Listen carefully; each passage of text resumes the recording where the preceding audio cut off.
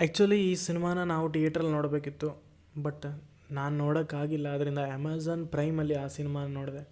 ತುಂಬ ಬೇಜಾರಾಯಿತು. ಯಾಕೆಂದರೆ ನಾನು ಆ ಸಿನಿಮಾನ ಥಿಯೇಟ್ರಲ್ಲೇ ನೋಡಬೇಕಿತ್ತು ಅಂತ ಆಗ ಅನ್ನಿಸ್ತು. ಅದು ಯಾವ ಸಿನಿಮಾ ಅಂದರೆ ಬ್ಲಿಂಕ್ ಅಂತ ಒಂದು ಸಿನಿಮಾ, ಶ್ರೀನಿಧಿ ಅವರು ಡೈರೆಕ್ಟ್ ಮಾಡಿದ್ದು. ನೋಡಿದಾಗ ತುಂಬ ಖುಷಿಯಾಯಿತು. ಇಂಥ ಒಂದು ಸಿನಿಮಾ ಕನ್ನಡದಲ್ಲಿ ಬಂದಿದೆಯಾ ಅಂತ ತುಂಬ ಜನಕ್ಕೆ ಗೊತ್ತಿಲ್ಲ. ಅದರ ರೆಸ್ಪಾನ್ಸು ಅಥವಾ ಅದರ ರೀಚ್ ಅಷ್ಟೊಂದು ಆಗಿಲ್ಲದ ಕಾರಣ ಇರ್ಬೋದು. ಬಟ್ ಸಿನಿಮಾ ಮಾತ್ರ ಅಲ್ಟಿಮೇಟ್ ಆಗಿದೆ. ದೀಕ್ಷಿತ್ ಅವರ ಆ್ಯಕ್ಟಿಂಗ್ ಆಗಿರ್ಬೋದು, ಅಥವಾ ಅವ್ರ ಹೀರೋಯಿನ್ ಮಂದಾರ ಅವ್ರ ಆ್ಯಕ್ಟಿಂಗು, ದೇಶಪಾಂಡೆ ಅವರ ಆ್ಯಕ್ಟಿಂಗು, ಕಾಸ್ಟ್ ಮಾಡಿರುವಂಥ ಪ್ರತಿಯೊಬ್ಬರು ಅಲ್ಟಿಮೇಟಾಗಿ ಆ್ಯಕ್ಟ್ ಮಾಡಿದ್ದಾರೆ. ನನಗಂತೂ ಸಿಕ್ಕಾಪಟ್ಟೆ ಇಷ್ಟ ಆಯಿತು. ತುಂಬ ಇಷ್ಟ ಆಗಿದ್ದು ಇದರ ಸ್ಕ್ರೀನ್ ಪ್ಲೇ. ಇಲ್ಲಿ ತುಂಬ ತುಂಬ ವಿಷಯಗಳಿದೆ ಒಂದೊಂದು ಸ್ಕ್ರೀನ್ ಪ್ಲೇಯಲ್ಲೂ. ನಿಮಗೆ ಸಿನಿಮಾ ನೋಡಿದಾಗ ಗೊತ್ತಾಗುತ್ತೆ.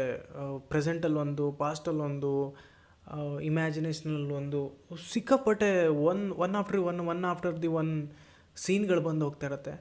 ಬಟ್ ಅದೆಲ್ಲೂ ಸಿನಿಮಾದ ಸ್ಕ್ರಿಪ್ಟಿಗೆ ಡಿಸ್ಟರ್ಬ್ ಮಾಡಲ್ಲ ಅಂಥ ಒಂದು ಸ್ಕ್ರೀನ್ ಪ್ಲೇ ಇದೆ. ನಿಮಗೆ ಫೈನಲಲ್ಲಿ ನೋಡಬೇಕಾದ್ರೂ ಅಷ್ಟೊಂದು ನಿಮಗೆ ಆ ಎಲ್ಲ ಸೀನ್ಗಳಿಗೂ ಒಂದು ಕನ್ಕ್ಲೂಷನ್ ಸಿಗುತ್ತೆ. ಅದು ಮಾತ್ರ ನೀವು ಸಿನಿಮಾದಲ್ಲೇ ನೋಡಬೇಕು. ನಾನು ಹೇಳಿದ್ರೆ ಆ ಸಿನಿಮಾದ ಮಜಾನ ಹೊರಟೋಗುತ್ತೆ.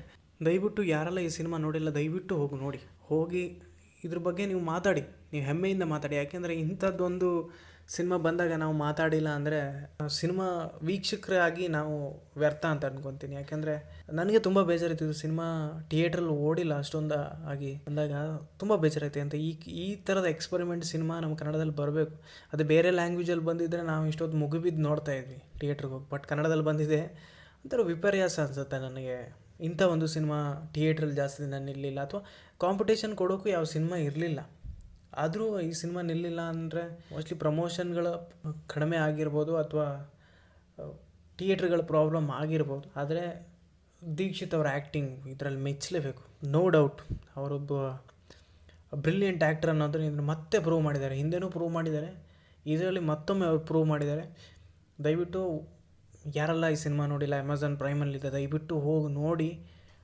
ಮತ್ತು ಇನ್ನೊಬ್ರಿಗೂ ರೆಫರ್ ಮಾಡಿ ಈ ಸಿನಿಮಾ ನೋಡಿ ಅಂತ. ಯಾಕಂದರೆ ತುಂಬ ವರ್ಷಗಳ ನಂತರ ಈ ಥರದ್ದೊಂದು ಸಿನಿಮಾ ಬರ್ತಾಯಿದೆ.